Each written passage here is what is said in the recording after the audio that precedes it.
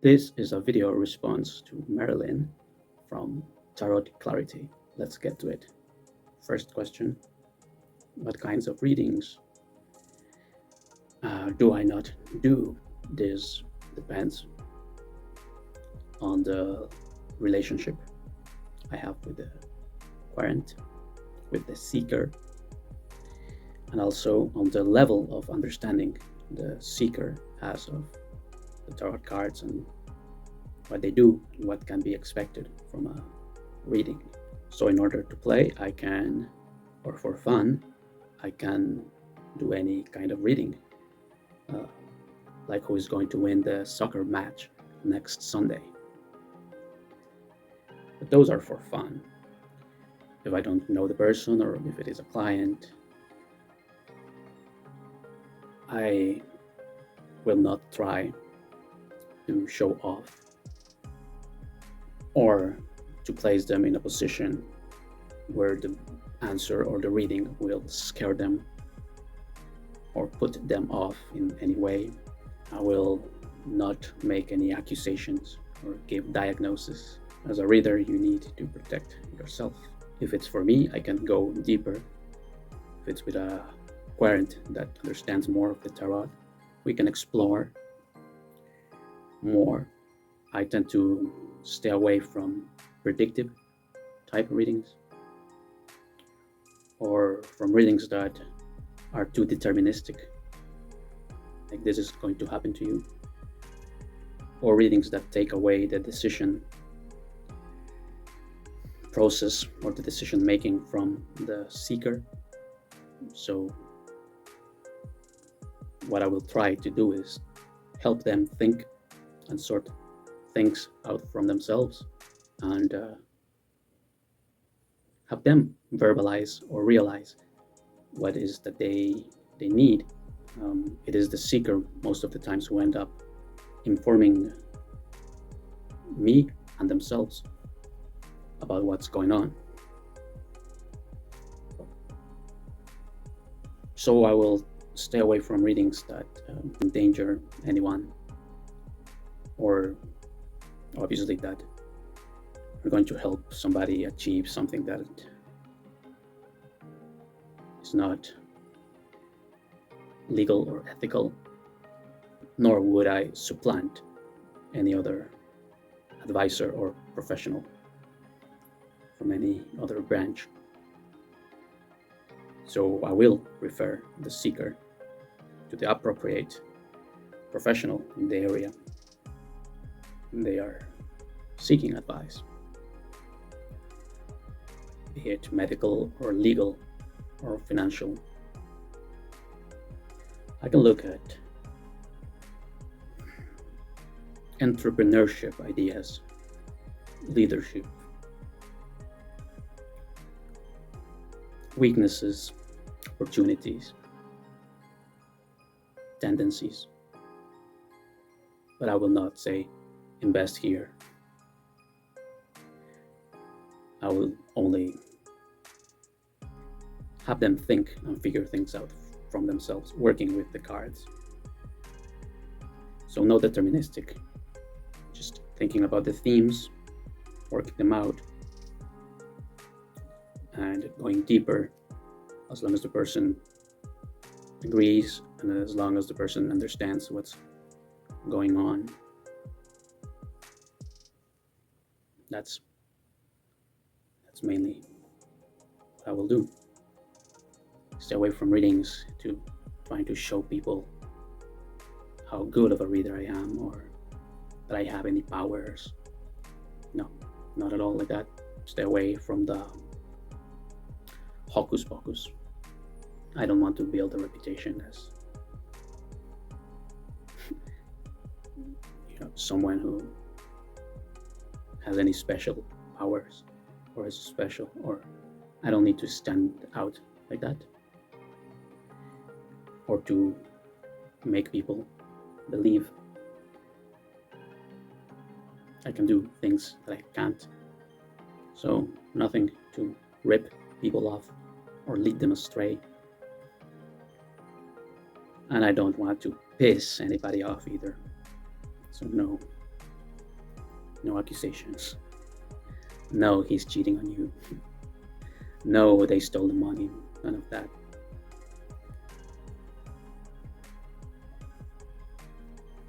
The second question is, which tarot card do I identify with? And I can say for a number of years in my youth, I identified with the Fool card in my 20s. Then, of course, time passed. I still love the Fool.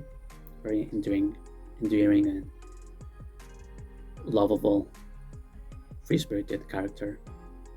An artist, a seer, inspired, charming. But then the time passed, and as I started to grow older, and as I started to learn more about the tarot, I started to look up to this figure, the Emperor, more mature, in charge, with a plan, a vision. Just because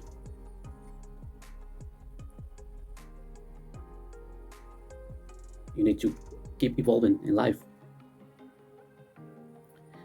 And then I also realized I don't want to get hung up on any one card, really. And I also learned that really all the cards, especially the major arcana, are all part of one. They're all just different faces of the self. So I can't get hung up on any, and I can identify with all at given times. And in regards with the minor arcana, I admire these two guys, the kings. I think they are cool. I can relate with them. Just like them. But as I said, I don't want to be hung up on any card. And lately, I'm paying attention to this guy, the magician, and I'm identifying with him a lot. I understand it's kind of a cliche to identify with a magician, so I wanted to stay away from the cliche, and I was avoiding this this identification for a good while. But why not? Why not? So I'm embracing a magician card lately. So I can say I identify with a magician currently. Next question is whether there's been any readings that have put the chills on me or impressed me. Yeah, sure they have. Some, mostly for myself, exploring themes in my own life and challenges that I've faced, really deep about my own life. I think those are the most impressive. There's others maybe you don't want to say because you don't want to jinx it, but yeah, you might look at the cards and have a feeling maybe the situation is not going to resolve, but you don't want to jinx it. And yeah, I've seen a couple of those where the cards give me not a great feeling, and I made the most of it, of the situation, but the reality turned out to be not as good. So that can happen too. I believe the next question is which tarot system do I identify with the most, or I prefer? And I know it's very highbrow to say Marseille, because it's more abstract and presents another level of difficulty, like the Rider-Waite system would be too basic as a kid's illustration book, because all the cards have a little drawing in there. Some people say the Rider-Waite is too basic or gives away too much. I like all the styles. I like exploring all of the styles that I know, whether it is Marseille or Etela or Rider-Waite, or just playing cards. But there's a reason I have these cards with me right now.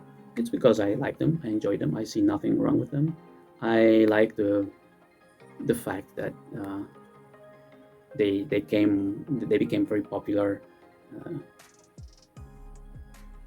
in the counterculture in the 60s, in the New Age. So they're endearing to me for that cultural reason. They are dreamy, they are cool. So I will say, just for the sake of this video, that the Rider-Waite is my preferred system. But in reality, I have not a preferred system. The next question is whether I prefer online readings or in-person readings. And there is a magic about in-person readings that I would say I prefer. But I have done a few, or quite a few, online readings, and I like them a lot. They've been convenient, both for the client and for myself. And I found the magic of the cards still works. So in that respect, I don't think they are less effective. But as I say, it's just a matter of flavor from being with somebody in person, which is, it's nice. But as I guess we've all learned from these past years, the online meetings are really enjoyable as well. I prefer to do the in-person readings, but not taking anything away from the online readings. The next question is, do I enjoy any other methods of divination, any other oracles? And the answer is sure, yes. This here with the role-playing dice, I love to roll the dice and divine a story from what the random numbers tell me from each die. I just think it's fun. It's fascinating. And I believe the last question is what cemented my connection with the tarot. And I think what finally sealed the deal for me was finding about, or was coming about, the notion that the tarot is free, that although there are different ways or schools of using the cards, it is finally up to you or up to me how to use them, how to interpret them, when. That, and combined with the realization that tarot is a world or a universe that seems to open up indefinitely. It's an interest that you can pursue seemingly for a whole lifetime. So those two concepts, or those two ideas, that it is something very vast, very universal, very unending, very generous, combined with the idea that it is something that offers a lot of freedom. It's very liquid in that way, very fluid, cemented my relationship with it. Yes, there are persons that know a lot of tarot and people that have done a great deal of research, and there is always another book, and there is always another way, and hints and practices, and it all just enriches the tarot itself. But I don't believe it should limit you. It should free you up. So, in as much as I find myself, in as much as I find freedom within the Tarot, I feel I find fulfillment with the Tarot. Well, that's been it.